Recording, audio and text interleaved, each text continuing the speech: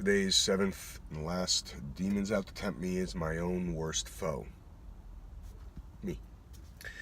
And I have a friend, a really, really good friend of mine, that way back in the 90s said to me that he said, he said, if there was ever anybody getting in the way of you and your dreams, he goes, I love you so much, I'd kill that person for you. Just get him out of the way, except that person is you. And clearly that stayed with me. 22 years, I think. Really? Wow. Is it that? I don't know. 90, 99? No, 20 years. 20 years.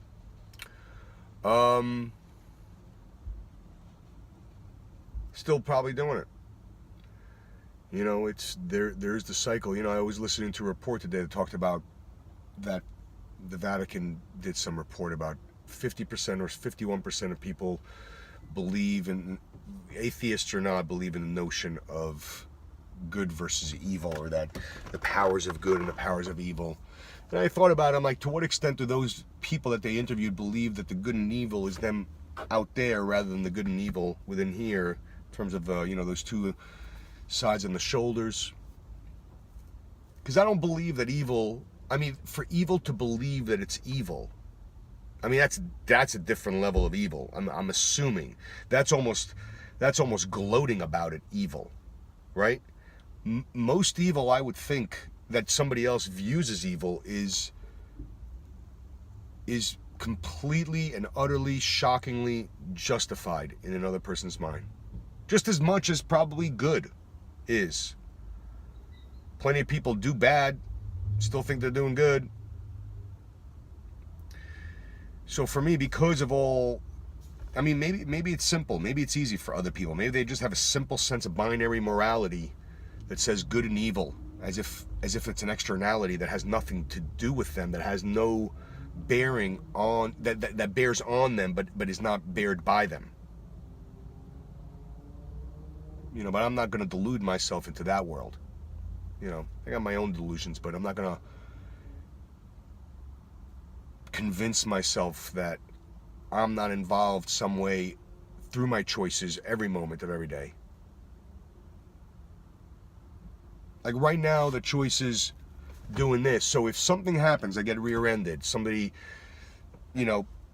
carjacks, those are externalities of, that good and evil that people are talking about. But to what extent am I behaving to the outwardly in a good or evil way? Do I know? Because more than likely, I suspect that anybody who's coming in to carjack me is not thinking they're evil, not even thinking they're a bad person. Mugging, raping, pillaging, whatever. There's some trade-off that counters the morality of it. There has to be. Because what I naively assume is that most people, if they actually, without the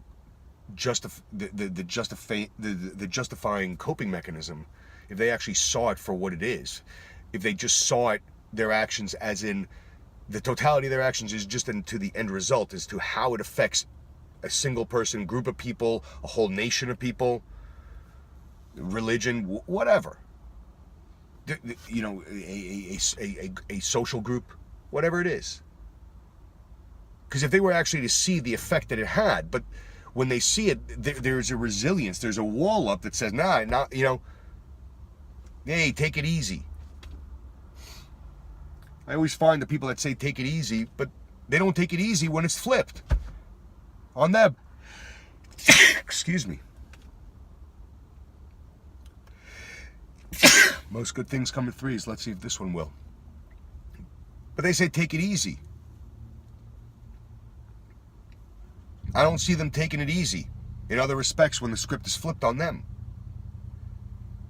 But they'll somehow make some nuanced exception to the rule of that. That's no policy position. If the policy position keeps changing based upon which side of the fence you're on, the policy position is you narcissistic bastard. And all I'm trying to do now is not be that. I don't want to kid myself. I don't want to trick myself. I don't want to convince myself that I'm behaving good when not, or vice versa, or anything like that. Certainly plenty of times I thought I was doing wrong when I wasn't, and vice versa of that, and probably it's a combination of two or more. But how all those things affect me. You know, somebody was talking to me about guilt. I'm like, Dad, certainly the extent that I feel guilty over some things, I'm like, unbelievable that that's what I feel guilty over. And yet other people are just running around doing who knows what madness. But my guilt is stopping me. So my own worst foe is me. I tempt myself every single day with being harder on myself than I need to be, or being unkind to myself more than I need to be. And I add that more than I need to be because ultimately it is about the subjective experience of how much freedom or punishment or retribution or morality, ethics assessment do I want to make about myself.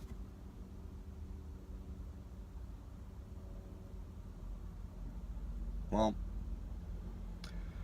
maybe I need to lighten up. But then it's just like, I remember when I lightened up too much and everybody says, oh, you're being offensive. Why? You know, so maybe it's a know your audience thing and surround yourself, because maybe that's how evil just doesn't think it's evil. It's just normalized. It's around a bunch of other people crazy. You're around a bunch of people that are just like, yeah, do it. There's no reversal to it. I'm assuming that's how, you know, things like pedophiles and pederasts get around.